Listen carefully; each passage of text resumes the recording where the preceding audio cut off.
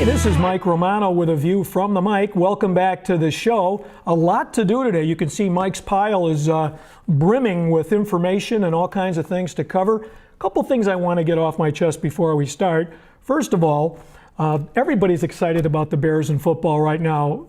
Everybody except me. On this show, no football ever. The other thing is, sometimes you're going to see some idiosyncrasies on my part. I sometimes have to clear out the eustachian tubes in my ears, so you might hear me go, "Fma, fma," a couple of times, and that just clears out the ear canals, and it's nothing for you to worry about. Finally, let's get into what I want to talk about today before we get to the pile, and that's statistics, baseball statistics. The game forever has been infatuated and obsessed with numbers. In the old days, it was pretty simple, though. Batting average, home runs, RBIs, runs, stolen bases, etc. For pitchers, wins, losses, ERA, strikeouts, and walks. Not very glamorous and pretty simple to remember. When you go down a baseball card, you can almost remember all the stats. But today, it's different.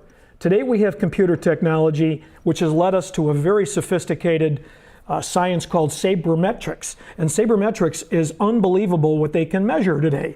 It started with fantasy baseball and now has grown to where the major leagues use it. They use it for drafting. They use it for securing free agents. They use it for manipulating their lineups and creating their lineups. In the old days, Casey Stengel would slowly make his way to the mound and then hit his left arm for a lefty and a right arm for a righty and then pull his pitcher or whatever. And he was going on only a few things. He was going on gut feeling, his memory of how this pitcher did against the upcoming batter. He would see how the pitcher was feeling. Is he tired or not? And maybe some stats, but hardly anything. It was usually managing by gut. Today he would be fired if he did that. Casey today would be managing much differently.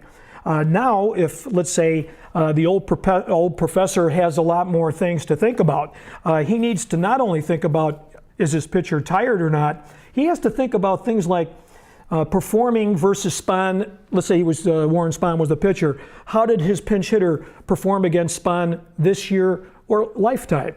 In the ninth inning, with the bags loaded, with two outs and runners in scoring position, with the wind blowing out in a day game or night game. Pinch count over 100, at home and on the road, natural grass or turf, wet field or not. All this goes on today. Batting average when the ball is put into play. His BABIP, whatever that means, ground ball to fly ball ratio, it never ends. There's numbers, reams and reams and reams of information. So Casey Stengel, his gut feeling would be laughable right now with all this information. When you look at some of these acronyms, there's OPS, WOBA, WAR, ISOP, and FIP. That sounds like a blood test. That doesn't sound like baseball. In the other dugout, the other manager has the big problem too. He's taking a look at his pitcher against the hitter, and it's just unbelievable, the assault of information. And could it get more complicated? I was thinking about it. Yeah, it could.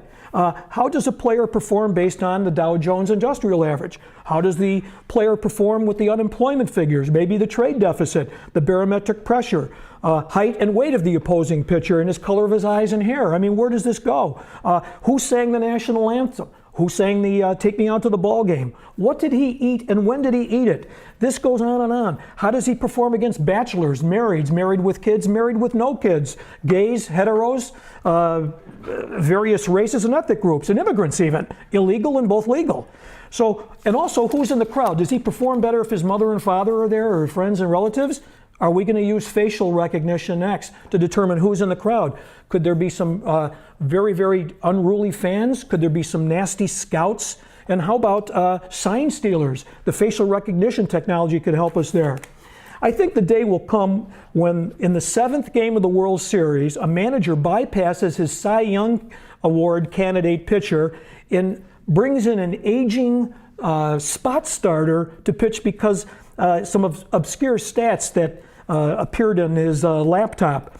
And the people supplying this information, interestingly enough, are computer geeks. They're people that their only baseball experience is playing Stratomatic baseball. Frankly, that's it. So in the old days, one of the greatest stories in baseball history is Branca pitching to Bobby Thompson. Of course, hit the home run, heard all around the world, as they say. Today, we don't even know if Branca would have pitched to Thompson, or what kind of pitch he would have thrown, or what Thompson would have done. It's very likely that neither of those two players would still be in the game because of the stats.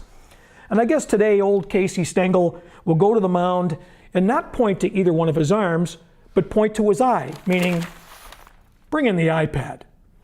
This is Mike Romano with a view from the mic.